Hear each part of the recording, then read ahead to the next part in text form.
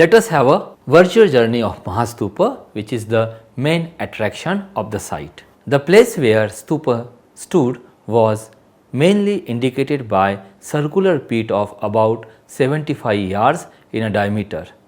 The rectangular projection pointed east, west, north and south. Around the monument ran the procession path or Pradakshina path, a fully of 4 yards in width. It was initially enclosed within a richly sculptured balustrade nearly 4 yards high. The surface of the stupa drum all along the inner side of the ambulatory was also decorated with a series of rectangular bas reliefs, a circumstance which misled the first investigator into believing that there had been two concentrating railings. Let us have discussion of the time period and historical background of the Amaravati stupa. James Ferguson was the first scholar to talk about the date of the stupa, mainly based on inscriptions and the style of sculptures. In the terms of sculpture, he pointed out that the designs on the limestone railing at Amaravati resembled those of railing motifs in Kanheri and Nasik Buddhist caves. Based on these comparisons, he suggested that the date of the Amaravati was close to these two Buddhist caves, which he dated to the 4th century of Common Era. In 1887, Burgess revised Ferguson's dating by pursuing further epigraphic and literary evidence. He examined votive inscriptions from the site and found a record mentioning Vasishthaputra Sri Pulumavi, a king of the Satwan dynasty. He also claimed that the stupa itself was much older since there were some early inscriptions with Mauryan features. Chanda published 58 inscriptions unearthed by Alexander Ree and divided them into 4 periods.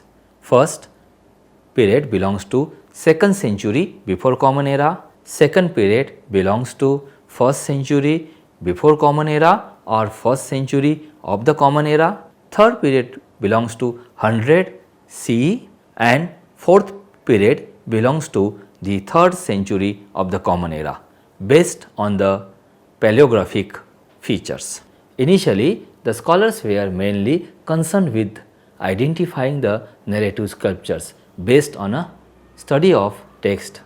Anand Kumar Swami's monograph on early Indian and Indonesian art published in 1927 and Ludwig Bachoffer's study of early Indian sculptures published in 1929 are the exceptions to this. Kumar Swami dated the foundation of the stupa to the 2nd century before Common Era and the sculpture to between 1st century before Common Era and the 2nd century of the Common Era. In the catalogue, he classified typological and stylistic features of the Amaravati sculptures and compared them to other early historic sculptures at Bharut, Sanchi and Mathura. Based on this analysis, he divided the sculptures into 4 phases and assigned a date to each phase ranging between 200 BCE and 200 to 250 CE. He also suggested that the construction of the stupa was linked with the Satavahanas, who in his view ruled this region during that period. Based on archaeological evidence, Douglas Barrett also maintained that the rule of the Satavahanas in the Andhra started after the 2nd century of Common Era. He thus concluded that the construction and the embellishment of the Amaravati were completed during the relatively short period between 125 CE and 240 CE. His new theory, however, was challenged by subsequent archaeological and epigraphic discoveries at Amaravati. An important find was a fragment of pillar with old inscriptions in Mauryan characters. In 1973-75, the Archaeological Survey of India excavated the site again and obtained different sculptures and inscriptions.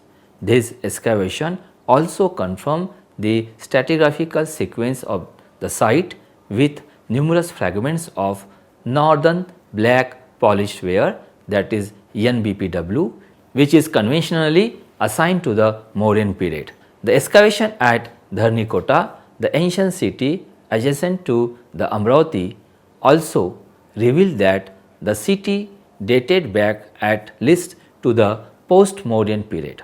Subsequent radiocarbon dating has also shown that the fortifications of this city may go back to between 475 to 205 before Common Era. Based on this data, Ghosh and Sharma have argued that the stupa may have flourished since the Mauryan period or even earlier.